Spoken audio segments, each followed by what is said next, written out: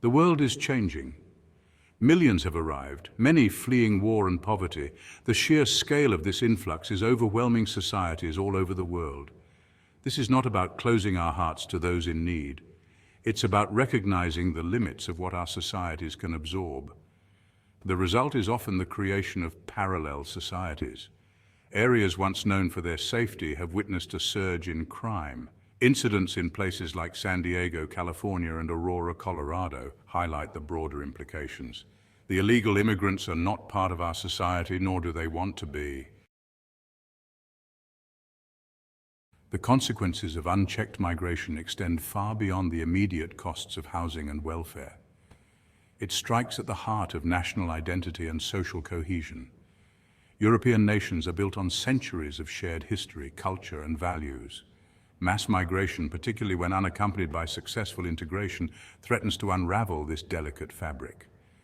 In countries like England, France, and Germany, native populations are increasingly feeling like strangers in their own lands. Traditional cultural practices are being eroded, replaced by violent gangs of illegals beating citizens in the streets. Europe is lost. They are being conquered, and it will not stop with them. Illegal immigrants are like locusts. They destroy one area and then move to the next and then destroy it. Their end goal is to make every country into the third world. The failure of multiculturalism is most evident in the rise of ethnic enclaves.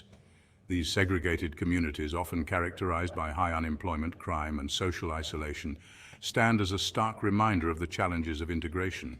Instead of fostering a cohesive society, mass migration is creating divisions, pitting native populations against newcomers in a competition for resources and recognition.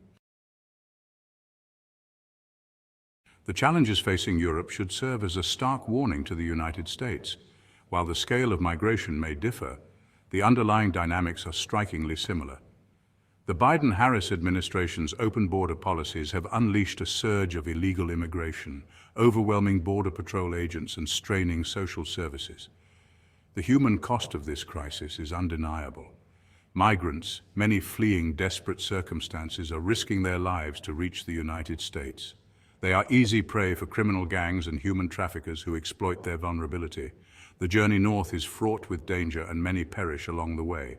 But the crisis also carries a significant cost for American citizens. Illegal immigration strains public resources, undermines the rule of law. The influx of undocumented workers depresses wages and takes jobs away from American citizens, particularly in low-skill sectors. The Biden-Harris administration's policies, driven by a misplaced sense of compassion, are doing far more harm than good. Section 4. The Biden-Harris border crisis. The Biden-Harris administration's approach to immigration is nothing short of reckless. Their decision to reverse Trump-era border security measures has sent a clear message to the world. America's borders are open. The predictable result has been a surge in illegal crossings, overwhelming border patrol agents and creating chaos at the southern border.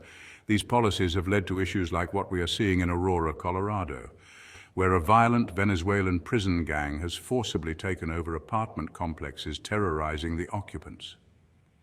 They have also robbed several local gun stores. The local police and the state government say there is nothing they can do about it. Why is that? Are you scared? How do you think the citizens of Aurora feel? Every nation has the right to control its borders and determine who is allowed entry. The Biden-Harris administration's open borders ideology undermines this fundamental sovereign right, with potentially disastrous consequences. The administration's refusal to acknowledge the scale of the crisis is deeply troubling. They dismiss concerns about the impact of illegal immigration as xenophobic, choosing instead to focus on the plight of the migrants while ignoring the legitimate concerns of American citizens. This disconnect between the ruling elite and the concerns of everyday Americans is further eroding trust in government and undermining social cohesion.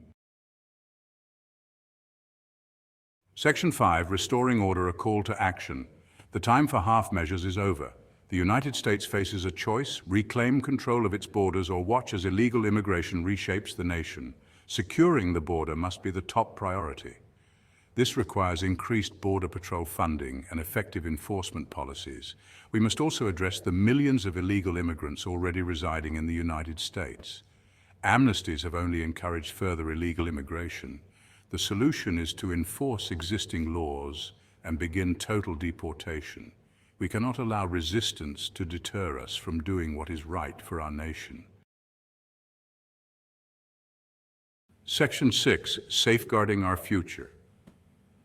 Do you think that deportation can't be done? You say we are splitting up families. No, we won't do that. If you were born here and your parents are illegal immigrant, we will deport the whole family to the country of your parents' origin and then revoke the citizenship of the child.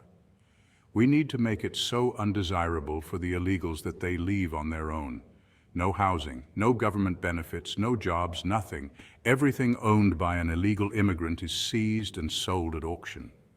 Anyone giving them housing or employment has their assets seized and sold at auction. Any state that decides they want to be a sanctuary for illegals gets no federal money for anything. Any government official, either elected or appointed, who supports illegal immigration is removed from office and charged with treason.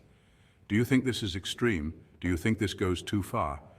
Tell that to the families of the victims of illegals.